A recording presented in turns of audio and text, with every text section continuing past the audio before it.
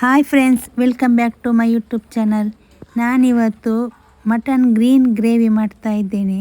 ಅದಕ್ಕೆ ನಮ್ಮ ಮನೆ ತೋಟದಲ್ಲಾದ ಹಸಿಮೆಣಸಿನಕಾಯಿಯನ್ನು ತೆಗಿತಾ ಇದ್ದೇನೆ. ನನಗೀಗ ಇಷ್ಟು ಹಸಿಮೆಣಸಿನಕಾಯಿ ಸಾಕು. ಇನ್ನು ಹೇಗೆ ಮಾಡೋದಂತ ನೋಡೋಣ ಬನ್ನಿ. ಒಂದು ಪ್ಯಾನಿಗೆ 1 ಸ್ಪೂನ್ ಕರಿಮೆಣಸು, ಚಿಕ್ಕ ಪೀಸ್ ಚಕ್ಕೆ, 2 ಲವಂಗ, 1 ಸ್ಪೂನ್ ಕೊತ್ತಂಬರಿ ಕಾಳು, 1 ಸ್ಪೂನ್ ಸೋಂಪು, ಇದಿಷ್ಟನ್ನು ಸ್ವಲ್ಪ ಫ್ರೈ ಮಾಡಬೇಕು.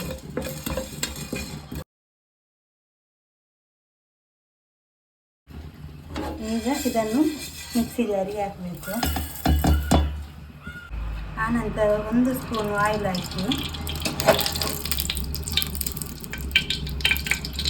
ಈರುಳ್ಳಿ, ಕರಿಬೇವು ಸೊಪ್ಪು, ಬೆಳ್ಳುಳ್ಳಿ, ಕಾಯಿ ಮೆಣಸು ಮತ್ತು ಕೊತ್ತಂಬರಿ ಸೊಪ್ಪನ್ನು ಹಾಕಿ ಸ್ವಲ್ಪ ಫ್ರೈ ಮಾಡಿ.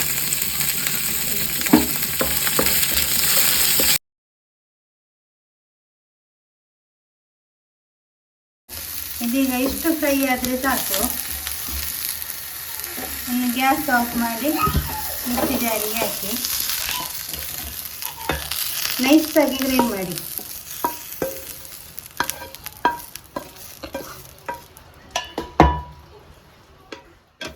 ಅದಕ್ಕೆ ಮಟನ್ ಬೋನ್ಲೆಸ್ ಪೀಸ್ ಆಗಬೇಕು. ಅದನ್ನು ಸಣ್ಣ ಸಣ್ಣದಾಗಿ ಕಟ್ ಮಾಡಿ ಚೆನ್ನಾಗಿ ತೊಳೆದು ಒಂದು ಬೌಲಿಗೆ ಹಾಕಿಡಿ. ಅದಕ್ಕೆ 1 ಸ್ಪೂನ್ ಶುಂಠಿ ಬೆಳ್ಳುಳ್ಳಿ ಪೇಸ್ಟ್, 1/4 ಟೀ ಸ್ಪೂನ್ ಅರಿಶಿನ ಪೌಡರ್, ರುಚಿಗೆ ತಕ್ಕಷ್ಟು ಉಪ್ಪು, 1 ಲಿಂಬೆ ರಸವನ್ನು ತೆಗೆದುದನ್ನು ಹಾಕಬೇಕು. ಆನಂತರ ಇದಕ್ಕೆ ಗ್ರೈಂಡ್ ಮಾಡಿದ ಮಸಾಲೆ ಹಾಕಬೇಕು. ಇದಿಷ್ಟು ನೈಸಾಗಿ ಗ್ರೈಂಡ್ ಆಗಬೇಕು. ಸ್ವಲ್ಪ ನೀರು ಆ್ಯಡ್ ಮಾಡಿದರೆ ಸಾಕು. ಅರ್ಧ ಲೋಟ ನೀರಿನಷ್ಟು ನಾನು ತೆಗೆದು ಈಗ ಹಾಕ್ತಾ ಇದ್ದೇನೆ. ಆಮೇಲೆ ಚೆನ್ನಾಗಿ ಮಿಕ್ಸ್ ಮಾಡಿ 1 ಗಂಟೆ ಮ್ಯಾರಿನೇಟ್ ಮಾಡಿ ಇಡಬೇಕು ಇದನ್ನು. ಒಂದು ಪ್ಯಾನ್ಗೆ ಎಣ್ಣೆ ಹಾಕಿ ಬಿಸಿಯಾದ ನಂತರ ಕರಿಬೇವು ಸೊಪ್ಪು ಹಾಕಿ,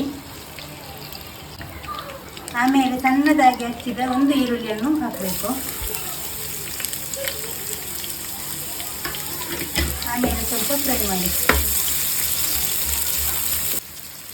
ಕೆಂಪು ಬಣ್ಣ ಬರುವವರೆಗೂ ಫ್ರೈ ಮಾಡಿ. ಇದು ಚಪಾತಿ ರೊಟ್ಟಿ ಜೊತೆ ಹಂಚ್ಕೊಂಡು ತಿನ್ನಲಿಕ್ಕೆ ತುಂಬ ಒಳ್ಳೆಯದಾಗ್ತದೆ.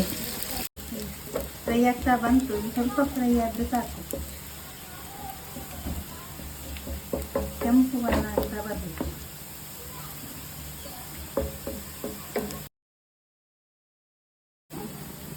ಒಂದು ಗಂಟೆ ಮ್ಯಾರಿನೇಟ್ ಮಾಡಿದ್ದನ್ನು ಈಗ ಹಾಕಬೇಕು.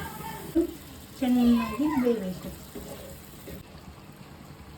ಈಗ ಇದು ಸ್ವಲ್ಪ ಕುದಿ ಬಂದು ನೀರು ಡ್ರೈ ಆಗ್ತದಲ್ಲ, ಡ್ರೈ ಆಗುವಾಗಲೇ ಇದು ರೆಡಿ ಆಗ್ತದೆ. ಕರೆಕ್ಟಾಗಿ ಬೆಂದಿರ್ತದೆ. ಸ್ವಲ್ಪ ಮುಚ್ಚಳ ಮುಚ್ಚಬೇಕು. ಈಗ ಮುಚ್ಚಳ ತೆಗೆದು ನೋಡೋಣ ಏನಾಗಿದೆ ಅಂತ. ಸ್ವಲ್ಪ ಡ್ರೈ ಆಗ್ತಾ ಬಂತು.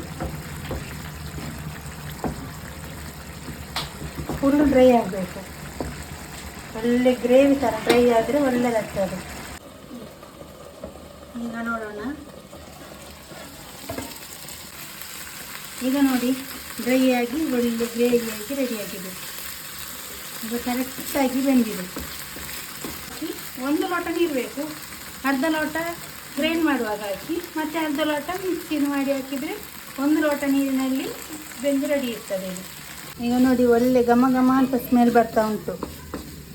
ಈಗ ರೆಡಿ ಆಯ್ತಿದು. ಇವಾಗ ಇದಕ್ಕೆ ಕೊತ್ತಂಬರಿ ಸೊಪ್ಪನ್ನು ಹಾಕಿ ಗ್ಯಾಸನ್ನು ಆಫ್ ಮಾಡಿ.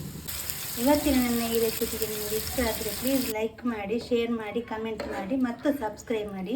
ನಾಳೆ ಹೊಸ ರೆಸಿಪಿಯನ್ನು ಸಿಗ್ತೇನೆ. ಅಲ್ಲಿವರೆಗೂ ಟೇಕ್ ಕೇರ್. ಬಾಯ್ ಬಾಯ್.